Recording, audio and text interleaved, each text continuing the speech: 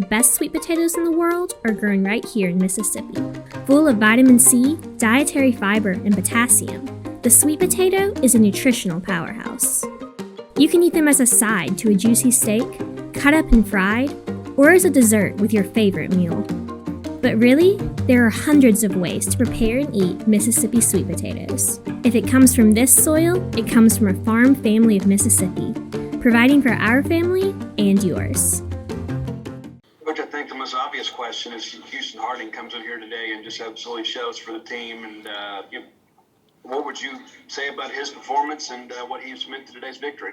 You know, we've kind of played that all year. We were hoping to get 3 out of Jackson and then just go right to Hootie. But it happened a little quicker today, and he's kind of done that. We've piggybacked it at Alabama, Ole Miss. I mean, there's so many games that he's done that for us, and he's really talented, and he just has a great makeup. So I was just worried he was going to sweat too much. We looked up out there; he's entirely drenched with sweat. So, that little break in the game probably helped him out a little bit. He pitched great. He just 3 pitches for strikes all day long and competed, and that's what he's done. He has good stuff and then great heart when he's out there pitching. We put some really tough guys on the mound today. Joel Coleman. Chris, I've heard Cam talk before about walking around this place at 6 or 7 years old with Coach Polk, and to now be a regional MVP and to get you guys into a super and a huge weekend. Just what do you think all that means to him, and just how big is it for this team to have him playing so well as you go along in the postseason? Well, I'm so proud of Cam. I mean, he has had a tremendous year, but he's had some real highs and he's had some lows. And I just, for him to come out and play the way he did, and he's just handled the game with such professionalism all year long. I'm just, for him to come out and play this way here at the end. I know him and Coach Goat have been working and spending a lot of extra time, and you saw it out here, not only offensively, but make great plays all weekend. And he is, like you said, he's a Mississippi State guy. He's one of the I don't think he'd have gone anywhere else. His whole family's been to school here. It means a lot to him, and just a special day for him and his family. I'm really happy for him. Go to Tyler Horka next. Tyler. Chris, getting back to Hootie there, obviously we saw him try to start against Missouri. I think that was his only SEC start, and it didn't go the way he planned it to. But do you think he's right there, ready to be that third starter, or what's kind of holding him back from that, or just kind of how do you see him playing out the rest of this postseason? Yeah, he could be. I mean, he's one of the options for us. I mean, we haven't found that real piece yet, but he could be one of those guys. I mean, he's been a starter for us in the midweek, so I have all the confidence in the world for him to run out there and start. I just got to look at matchups and who we're playing, and I like him in the role that he's in. He's that good long guy, and he's pitched great in that role for us. Usually when we get him in the game and we have a chance to win, we win with him out there. So we could use him in a lot of different ways. John Sokoloff. Chris, what's your biggest overall, takeaway from the weekend as a whole, and then heading into obviously Super Notre Dame? Where do you kind of feel that your team's kind of at? I feel we're in a really good spot. I mean, we played really good baseball. Most of these games. We had a tough first inning today, and you take that out of there, and we pitched and defended at a high level. We had a lot of big swings. I like where we're at. We got a tough weekend coming up. There's not an easy super regional in the country, and we feel like we got one of the hottest teams in the country coming in here. So we're going to have a great week of practice and get ready to have another great weekend. But I like where we're at right now. Our team's in a good spot. Back to Steve. It's back to Hootie. You had the bases loaded situation there, and felt like Shirley didn't get a run home with a sac fly or something, and he didn't give him anything. Really seemed to be a turning point in the ball game. Where did you see at that moment, and how did you feel about his performance in that respect? At that point in the game, you feel like it's going to be a high-scoring game, and he started attacking with the fastball and really put them on their heels, and the energy that he brought into our dugout once he struck that third guy out, and I felt pretty good at that point. I mean, it just the 2 walks and then the base hit, and then him striking out 3 dudes it was impressive. I mean, and it was one of those moments in the game where we come back in and we're excited and we end up scoring more runs to take the momentum. So it was a big part of the ball game, maybe the biggest. Got time for a few more if you have them. Go ahead and utilize that raise your hand function if you have them. We'll go to Steve to wrap it up. Steve, go ahead. Coach, 5 straight super regionals for Mississippi State baseball, and in the past you've always said it just because you've had some coaches some really good coaches come ahead of you. Well, you're 2 for 2 now. So, I mean, what do you feel about the trajectory of this program and the fact that the Mississippi State baseball is again among the National League? Well, the message all week to our guys has been, this is where you belong. This is where Mississippi State's supposed to be.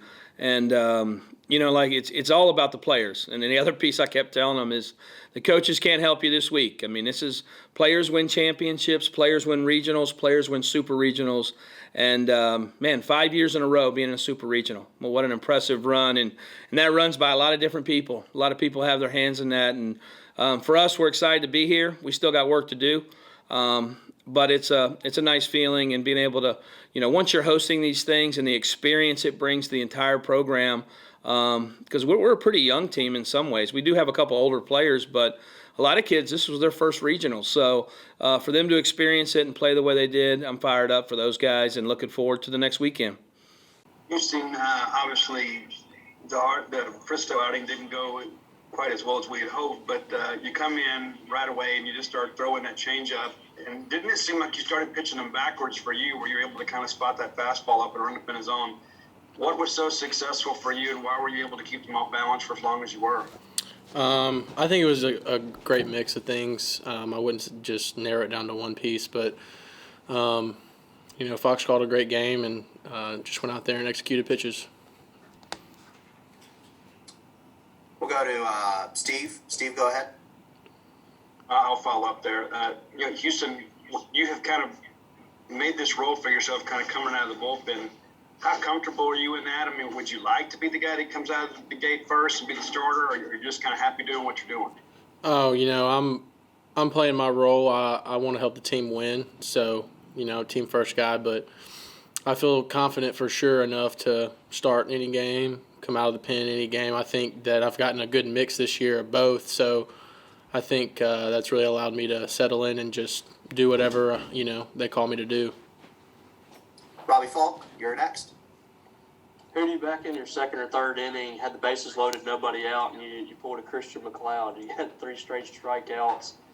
How were you able to kind of settle in and get those 3 guys out? And I think it might have been in the middle of the order too. Yeah, I think it was just take a deep breath and just get right back at it. Don't want to overdo anything. Don't want to take the foot off the gas. Just settle in, stay confident, and make some pitches. John Sokoloff. Hey, Houston. So kind of take me through when you had to come into the game, because it was obviously much earlier than you expected. So kind of take me through your whole process of getting in there earlier than you expected and kind of settling in. I think it's one of those things where as soon as the game starts, I'm going to be ready to go. Whether it's the 3rd, 4th, or the 6th, I'm always going to be ready to take the ball and run with it. But mindset-wise, it's just plan and prepare each day to come in early, to be the guy that can get in there and, clean up a little bit of a mess. So I think it's just always making sure that I have the plan and I'm prepared to go in there and get it done. We'll send it over to David Murray. David? Houston, there was a scene the camera caught you hugging Jackson in the dugout after you came in. What were y'all talking about there after you finished your stint? I just wanted to, just needed to remind him that he's still that guy. We all have a lot of bumps and obstacles that we got to overcome throughout the season, and today was just a tough day for him, and I just had to let him know he's still that guy. He controls his own confidence, and he is the one, to run out there and get it done for us. He had a rough day, but. Go back to Steve. Steve, go ahead. You're going to be in that guy. You had your moment out there on the mound where the infield comes together, Lemonis comes out to get the ball. After you have done your job there, what's that moment like out there when you're surrounded by your guys, knowing you came out there and made this thing happen and ends up on the all-regional team as a dude that helps the Bulldogs win? It's an indescribable feeling. I mean, especially when my defense plays as well as they do behind me. I just very thankful. The Lord has blessed me tremendously, and just super excited to continue this journey with these guys. Landon, Houston Harding goes out there and just is a dude for you guys today. I mean, and obviously I know you're stomping like a bull out there to bullpen to get in, but when you see a guy out there shoving like he is, What does that do for your confidence knowing when you get your opportunity to come out? It gives the whole entire team a lot of confidence, not just me. But when he's rolling like that, it's always going to be a good day. We'll swing it over to David Murray next. David? Landon, when did you start warming up? And were you just kind of itching to get down to the bullpen, or did you wait for Coach Fox to tell you to go? I think I headed down there in the 5th inning. We had previously spoke before the game about how I might have had a little bit of an extended outing today. So I headed down there a little bit earlier. I was itching to get out there. But, with Hootie rolling and then Preston coming in after that, we were pretty set right there. Tyler Horka, go ahead and jump in there. Landon, to close it out there, you're facing the Conference Player of the Year and their best player. Coach Scott Foxhall comes out to talk to you before that at bat. Just kind of what's going through your mind at that point, and kind of take me through your approach and getting him to ground out. He was letting me know how good of a player he was. I had known that already. We had a lot of respect for him coming into the weekend and into the game today. We were just kind of talking about the plan right there to try and do our best to get him out. But we had a lot of respect for him, so we didn't want to give him anything that he could handle. John Sokoloff? Landon, what kind of a rush does it give you when, you have a lead, you're getting the ball, and you know that you're going to go basically as long as you can and try to punch your team's ticket to a super regional? What kind of rush does that kind of give you? It definitely gives me a pretty good rush. I try and stay in the middle right there, not too high, not too low. We talk about that a lot, especially me and Spencer Price. He's done measures for me, with his experience. I can credit him with a lot of my success. He talks to me between each inning, calm down, do this, do that. But I've been very fortunate to be able to play with him. Got time for a couple more for Landon. We'll go back to Steve. So, what kind of rush is it when you give up a leadoff double there in the 9th after having a couple innings where you pretty much had your way with them? The next thing you know, the time runs at second there. What goes through your head, and how do you kind of dial it back in? He ambushed that fastball right there. But baseball's a game of the next pitch. I could control if he stayed right there. And I knew if I got a strikeout right there, some swings and misses to that next hitter, that we were going to be in a pretty good spot right there to keep that guy on the base path and not let him cross home plate. David Murray, close us out. Then you talk about itching to get out there. Does that reflect the fact that you're surprised you did not have to throw the first 2 games? You were held to the 3rd game of a series? I wasn't surprised at all. We really prepared this week for this weekend. Our hitters went to work. Our pitchers went to work. Defensively, offensively, in our bullpen sessions. So I wasn't surprised at all about the big leads we had. But waiting a few games to get out there, it makes that anticipation that much more. Tia, you're the old man around here now. You've won 3 regionals, but does it ever get old? Does it ever feel like it's just routine, or is it still just as amazing as it was the first time? No, it's just as amazing as it was the first time. Not even close, man. His atmosphere and what's on the line is just nothing better in the country. Kind of following up on that too. This has kind of become you and Rowdy's team. You guys were obviously contributors early on. Jake and the other guys were kind of the guys, but you kind of continued that legacy, and the standard hadn't slipped under your watch. How much pride do you take in something like that? I take a lot of it. I feel like if I bring the energy every day, everybody feed off me. That's just my mentality when I get to the field. So I try to be in the best mood and spread positive vibes as much as I can.